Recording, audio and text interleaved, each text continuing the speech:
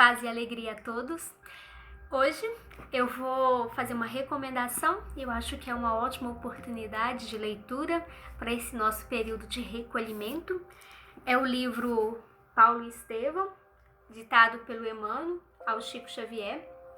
Então, eu vou ler o prefácio da obra para que a gente possa ter um pouco de norte a respeito do que se trata esse livro.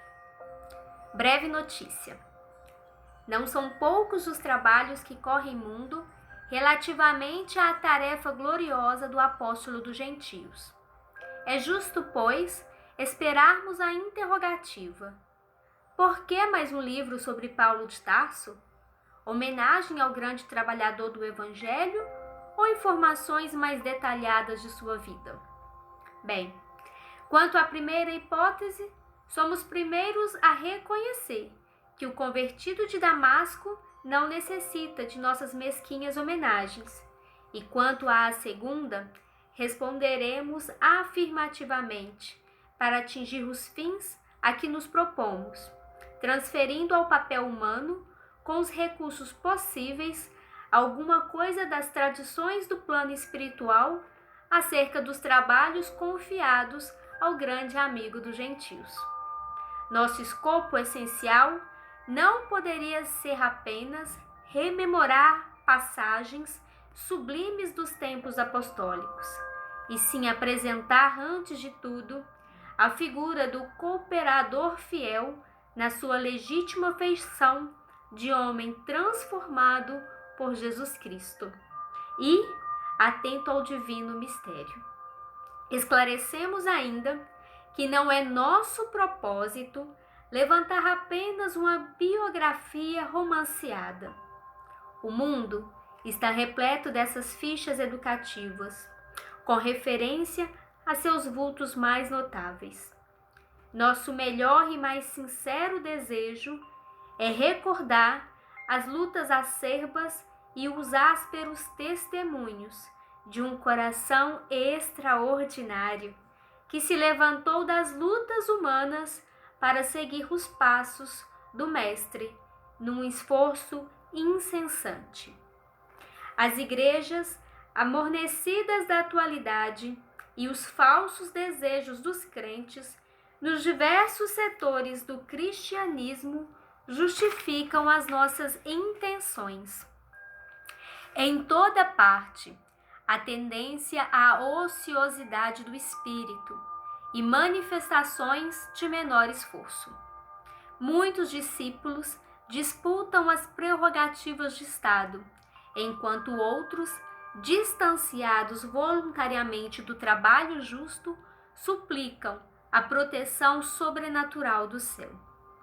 Tempos e devotos entregam-se gostosamente às situações acomodatícias, preferindo as dominações e regalos de ordem material. Observando esse panorama sentimental, é útil recordarmos a figura inesquecível do apóstolo generoso.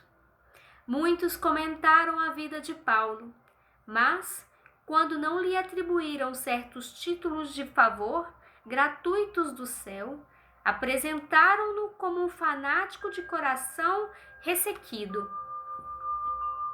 Para uns, ele foi um santo por predestinação, a quem Jesus apareceu em uma operação mecânica da graça. Para outros, foi um espírito arbitrário, absorvente e ríspido, inclinado a combater os companheiros com vaidade quase cruel. Não nos deteremos nessa posição extremista. Queremos recordar que Paulo recebeu a dádiva santa da visão gloriosa dos mestres à porta de Damasco. Mas não poderemos esquecer a declaração de Jesus relativa ao sofrimento que o aguardava por amor a seu nome. Certo é que o inovidável tecelão trazia o seu ministério divino, mas quem estará no mundo sem o mistério de Deus? Sem ministério de Deus? Muita gente dirá que desconhece a própria tarefa nessa vida, que é insciente a tal respeito. Mas não poderemos responder que, além da ignorância, há desatenção e muito capricho pernicioso. Os mais exigentes advertirão que Paulo recebeu um apelo direto, mas, na verdade, todos os homens menos rudes têm a sua convocação pessoal ao serviço do Cristo. As formas podem variar, mas a essência ao apelo é sempre a mesma. O convite ao ministério chega, às vezes de maneira sutil, inesperadamente. A maioria, porém, resiste ao chamado generoso do Senhor. Ora, Jesus não é um mestre de violências, e se a figura de Paulo avulta muito mais aos nossos olhos, é que ele ouviu, negou-se a si mesmo, arrependeu-se, tomou a cruz e seguiu o Cristo até o fim de suas tarefas materiais. Entre perseguições, enfermidades, apodos, zombarias, desilusões, deserções, pedradas, açoites e encarceramentos, Paulo de Tarso foi um homem intrépido e sincero, caminhando entre as sombras do mundo ao encontro do Mestre, que se fizer ouvir nas encruzilhadas da vida. Foi muito mais que um predestinado. Foi um realizador que trabalhou diariamente para a luz. O Mestre chama-o da sua esfera de claridades imortais. Paulo tateia na treva das experiências humanas e responde: Senhor, que queres de mim? Entre ele e Jesus havia um abismo que o apóstolo soube transpor em decênios de luta redentora e constante. Demonstrá-lo para o exame do quanto nos compete em trabalho próprio, a fim de ir ao encontro de Jesus, é o nosso objetivo. Outra finalidade deste esforço humilde é reconhecer que o apóstolo não poderia chegar a essa possibilidade em ação isolada no mundo. Sem Estevão, não teríamos Paulo de Tarso. O grande mártir do cristianismo nascente alcançou influência muito mais vasta na experiência paulina do que poderíamos imaginar, tão só pelos textos conhecidos nos estudos terrestres. A vida de ambos está entrelaçada com misteriosa beleza. A contribuição de Estevão e de outras personagens dessa história real vem confirmar a necessidade e a universalidade da lei da cooperação. É para verificar a amplitude desse conceito, recordemos que Jesus, cuja misericórdia e poder abrangiam tudo, procurou a companhia de 12 auxiliares, a fim de empreender a renovação do mundo. Aliás, sem cooperação não poderia existir amor. E o amor é a força de Deus que equilibra o universo. Desde já, vejo os críticos consultando textos e combinando versículos para trazerem à tona os erros do nosso tentame singelo. Aos bem-intencionados, agradecemos sinceramente por conhecer a nossa expressão de criatura falível, declarando que este livro modesto foi grafado por um espírito para os que vivam em espírito, e ao pendatismo dogmático ou literário de todos os tempos, recorremos ao próprio Evangelho para repetir que se a letra mata, o espírito vivifica, oferecendo, pois, este humilde trabalho aos nossos irmãos da terra, formulamos votos para que o exemplo do grande convertido se faça mais claro em nossos corações, a fim de que cada discípulo possa entender quanto lhe compete trabalhar e sofrer por amor a Jesus Cristo. Vou repetir esse final. O Emmanuel termina dizendo: oferecendo, pois, este humilde trabalho aos nossos irmãos da terra, formulamos votos para que o exemplo do grande convertido de Damasco se faça mais claro em nossos corações, a fim de que cada discípulo possa entender quanto lhe compete trabalhar e sofrer por amor a Jesus Cristo. Bem, parece que a vida de Paulo não foi fácil. E quando a gente lê o livro, a gente descobre também que Paulo não era um ser muito fácil. Logo no início do livro, a gente vê o quanto ele era vaidoso, o quanto Paulo era ambicioso, e ele inicia, logo nas primeiras páginas, a gente vê o tanto que ele trabalha contra os cristãos e sem nenhum ponto, ele não tinha nenhuma justificativa para aquilo, a não ser a própria vaidade ferida. O Estevão, logo no início, sem dar spoiler do livro, o Estevão, ele faz uma pregação e num debate com Paulo, ele acaba sendo mais grandioso que Paulo. Na época, ainda Saulo. E Saulo não estava acostumado a perder nos debates. E aí se inicia todo esse trabalho de perseguição. E tem vários desenrolar a história, porque a gente vai ver que o Estevão depois acaba sendo uma pessoa muito próxima de Paulo. E Paulo não sabia desse inteirinho, desse parentesco.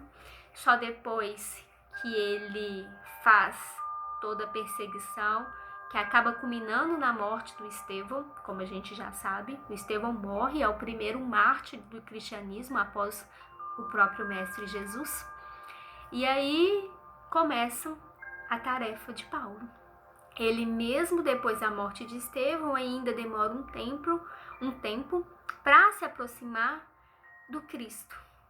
Com Estevão ele já fica sabendo da existência do Nazareno, mas ele ainda demora muito. E mesmo depois que o próprio Cristo visita na estrada de Damasco, Paulo não se converte naquele momento. Ele fica cego e ele precisa despertar internamente o interesse para então ir atrás e buscar conhecer um pouco mais quem é, afinal de contas, aquele Cristo que operava milagres e que transformava vidas. Bem, sobre transformação, esse livro é um exemplo de que é possível transformarmos as nossas vidas. E aí, Paulo é um exemplo de fé, de amor e de luta. E se a gente pensar, só o amor é capaz de transformar as nossas vidas. Se a gente verdadeiramente estivermos dispostos a nos transformarmos, a gente vê com o exemplo de Paulo de Tarso, que foi só a partir do amor que ele tinha inicialmente por Abigail, uma mulher. Não vou contar como que se desenvolve essa história, mas bem, ele amou uma mulher na terra e depois ele começa a amar o Cristo. E depois ele começa a amar a si mesmo. E aí as transformações acontecem. E aí a gente vê que o amor é capaz de limpar, de nos libertar de todas as nossas falhas, de todos os erros que cometemos nesta existência. E se nós pensarmos no amor como uma semente, todo mundo tem essa semente aqui dentro. Só que muitas vezes essa semente ainda está adormecida, nem começou a germinar. E cabe a cada um de nós cultivar. O amor precisa de cuidado. O amor precisa de atenção. E essa atenção é diária. É atenção para conosco mesmo, é atenção para com os outros. É um cuidado sutil, minucioso, para possibilitar que essa nossa sementinha germine, se transforme em uma árvore frondosa que possa, com a sua sombra, com as suas folhas, favorecer a sombra e amenizar a vida de outras pessoas, que possa com os seus frutos alimentar a vida de outras pessoas com paz, com harmonia, com fraternidade, com caridade. Bem, para encerrar, eu vou ler uma das cartas de Paulo, que sem dúvida é uma das mais famosas. Ela já inspirou desde poemas a canções, muitas músicas pelo mundo afora. E é uma carta belíssima aos Coríntios e, sem dúvida, ela ensina muito pra gente sobre o que é o amor. Carta de Paulo aos Coríntios, capítulo 13. A suprema excelência do amor. Ainda que eu falasse a língua dos homens e dos anjos e não tivesse amor, seria como mental que soa ou como sino que tine. E ainda que tivesse o dom de profecia e conhecesse todos os mistérios e toda a ciência, e ainda que tivesse toda a fé, de maneira tal que transportasse os montes e não tivesse amor, nada seria. E ainda que distribuísse toda a minha fortuna para o sustento dos pobres, e ainda que entregasse o meu corpo para ser queimado, e não tivesse amor, nada disso aproveitaria. O amor é sofredor, é benigno. O amor não é invejoso. O amor não trata com leviandade, não se ensoberbece, não se porta com indecência, não busca os seus interesses, não se irrita, não suspeita mal. O amor não folga com a injustiça, mas folga com a verdade. O amor tudo sofre, tudo crê, tudo espera, tudo suporta. O amor nunca falha, mas, havendo profecias aniquiladas, havendo línguas, cessarão, havendo ciência, desaparecerá. Porque em parte conhecemos e em parte profetizamos. Quando vier o que é perfeito, então o que é em parte será aniquilado. Quando eu era menino, falava como menino, sentia como menino, discorria como menino. Mas logo que cheguei a ser homem, acabei com as coisas de menino. Porque agora vemos por espelho em enigma, mas então veremos face a face. Agora conheço em parte, mas então conhecerei como também sou conhecido. Agora, pois, permanecem a fé, a esperança e o amor. Destes três, o maior deles é o amor.